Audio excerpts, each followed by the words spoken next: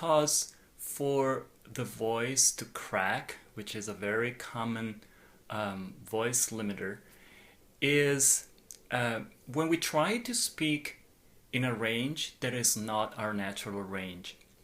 What often happens with speakers is that they try to speak in a range that is way too low.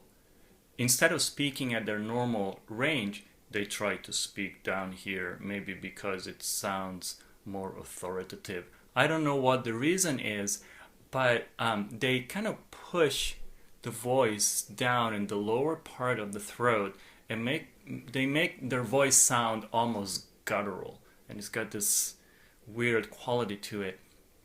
What that does in the long run, it creates tension because you're not speaking in your normal range. So you're just doing something unnatural for an extended period of time. You have to realize that, as long as we're talking about everyday normal conversation is one thing. But when we talk about giving talks that last maybe an hour, maybe an hour and a half, maybe 2 hours, and doing that day after day after day, we're talking like, you can compare it to, I don't know, taking a stroll or a jog in the morning to running the marathon. That's what we're talking about. So that kind of pressure and effort that you put on your vocal apparatus has to be taken into consideration. If you want it to last for a long time and you want to be able to use it for years, you have to take care of it. So putting and pushing the pitch and the voice down to a range that is not natural is very, very, it's really harmful to the voice. So one thing that you can do, obvious thing, is try to bring up a little bit more the pitch. So don't talk down here.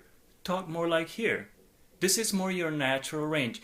I'm not saying that this is true for everybody, but most people I heard who have this kind of issue, which is not speaking in the right range, they tend to speak too low.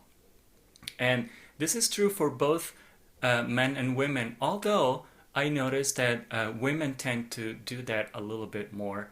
And maybe it's because naturally they have a higher voice, and so they want to try to sound more, I don't know, there seems to be some psychological reason for wanting a voice that is lower and it feels like it's more desirable.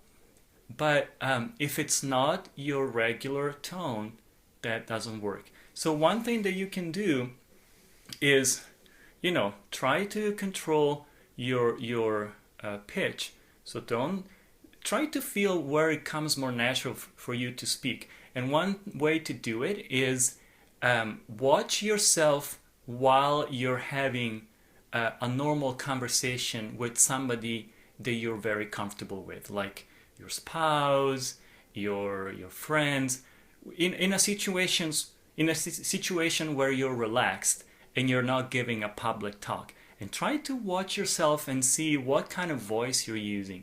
That kind of voice, that kind of pitch is the one that more likely is your natural pitch, your natural range that you speak in, and that's the one you want to use when you give your public talks.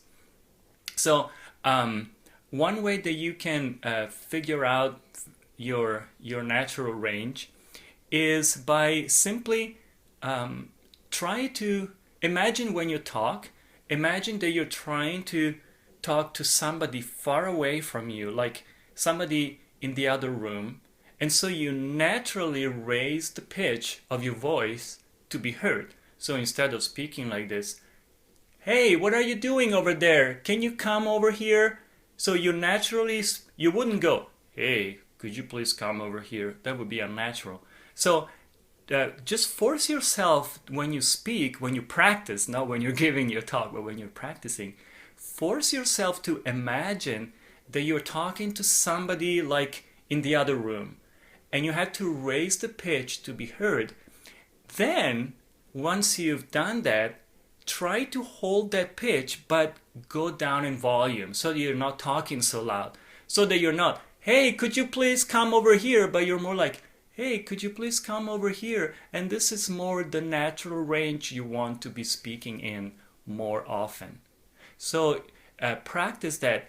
Believe me, this is one of the main reasons why people get vocal fatigue, vocal issues like even nodules on vocal cords, just because they put that kind of strain on their vocal cords constantly for extended periods of time, trying to sound like somebody they're not. I think that maybe one of the culprits is the examples that we are surrounded by. Like if you turn on the radio, nowadays, unfortunately, you hear a lot of bad voices. People who strain their voice, they squeeze their throats in order to sound, I don't know like what, but it's something that is, I don't know, in the past you would hear more beautiful, nice, resonant voices, whereas now you feel voices that are strained. They sound stressed. And maybe this is not so apparent to someone who's not really working with this kind of thing like I do. But what people can tell is that there is something about a strained voice that doesn't make you feel quite comfortable. If a voice is beautiful, resonant, well placed, round, and smooth, it gives you a sense of relaxation, a sense of trust, a sense of, you can really listen to this person and feel that you can trust them. Whereas a voice that is strained and tense gives you a sense of being uncomfortable, of uneasiness. And this is what we want to move away from. If you're a public speaker, you want to be convincing. You want to convey trust. So a sound that is full, relaxed, in the right pitch, in the right range, is fundamental to how you can reach and convey what you need to convey to your audience in a way that it's perceived in the right way.